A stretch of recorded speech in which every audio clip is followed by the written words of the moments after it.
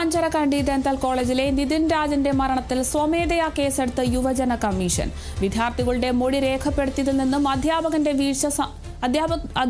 ഭാഗത്ത് വീഴ്ച സംഭവിച്ചതായി തെളിഞ്ഞെന്നും ഡോക്ടർ റാം സ്ഥിരം പ്രശ്നക്കാരനാണെന്നും സ്ഥിരമായി മോശം ഭാഷ ഉപയോഗിക്കുമെന്നും പതിവായി ബോഡി ഷേമിംഗ് നടത്തുമെന്നും വിദ്യാർത്ഥികളും പ്രതികരിച്ചു. നിതിന്റെ വീട്ടിലെത്തി സഹോദരി രാഖിയുടെ മൊഴിയും പോലീസ് രേഖപ്പെടുത്തി. നിതിൻ രാജിന്റെ മരണത്തിന് പിന്നിൽ ലോൺ ആപ്പ് മാഫിയയുടെ ഭീഷണിയും കാരണമായോ എന്ന് പരിശോധിക്കുകയാണ് പോലീസ്. ലോൺ ആപ്പ് സംഘം നിതിൻ അയച്ച ഭീഷണി സന്ദേശം പോലീസിന് ലഭിച്ചിട്ടുണ്ട്. എന്നാൽ വായ്പ കൃത്യമായി അടച്ചിരുന്നുവെന്നും അതല്ല ആത്മഹത്യയ്ക്ക് കാരണമെന്നും നിതിന്റെ കുടുംബം വിശദീകരിച്ചു. നിതിന്റെ മരണത്തിൽ അന്വേഷണത്തിന് ദേശീയ പട്ടികജാതി കമ്മീഷൻ ഉത്തരവിട്ടു. ബിജെപി സംസ്ഥാന സെക്രട്ടറി പി ശ്യാംരാജ് നൽകിയ പരാതിയിലാണ് കമ്മീഷന്റെ നടപടി. 5 ദിവസത്തിനകം അന്വേഷിച്ച് റിപ്പോർട്ട് നൽകണമെന്ന് സംസ്ഥാന DGPയോട് കമ്മീഷൻ ആവശ്യപ്പെട്ടു. അതേസമയം ഡോക്ടർ റാമിനെ പുറത്താക്കണമെന്ന് ആവശ്യപ്പെട്ട് വിവിധ സംഘടനകൾ കോളേജിലേക്ക് മാർച്ച് നടത്തി.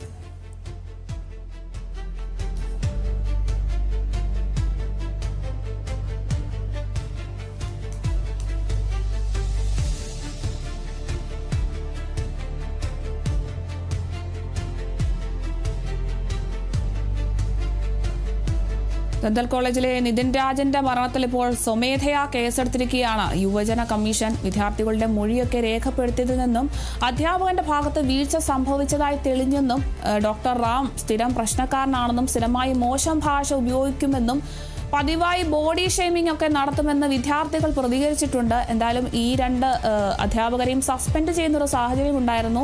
ഇപ്പോൾ വിദ്യാർത്ഥികളും ഇയാൾക്കെതിരെ പ്രതികരിച്ചിരിക്കുകയാണ്. അതുപോലെ തന്നെ നിതിന്റെ സഹോദരിയുടെ രാഖിയുടെ മൊഴിയും പോലീസ് രേഖപ്പെടുത്തിയിട്ടുണ്ട്. നിതിൻ രാജിന്റെ മരണത്തിന് പിന്നിൽ ഇപ്പോൾ ലോൺ ആപ്പ് മാഫിയയുടെ ഭീഷണിയും കാരണമായോ എന്നൊക്കെ പരിശോധിച്ച് വരികയാണ് പോലീസ്.